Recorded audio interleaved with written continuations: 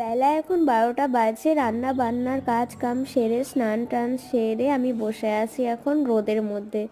আর আছি এখন শ্বশুর বাড়িতে, এখানে ধান ঝাড়ার কাজ হচ্ছিল, আমি বসে বসে সেটাই দেখছিলাম। বেশ ভালো লাগছিল।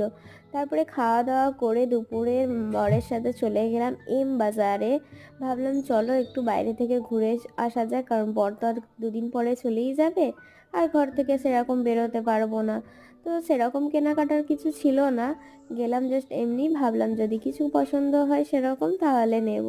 তো এখানে যে চাদরগুলো ছিল খুবই সুন্দর, বাট প্রাইসটা অনেকটাই বেশি ছিল, তো কিছু নিলাম না, বার হয়ে চলে এলাম ঝালমুড়ি খেতে খেতে। বাড়ি এসে দেখছি শাশুড়ি মা পিঠে বানাচ্ছেন, তো আমিও ভাপাতে বসে গেলাম পিঠেগুলো।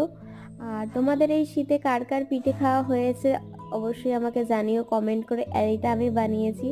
আজকের মিনি ব্লগটা এটুকুই, কেমন লাগলো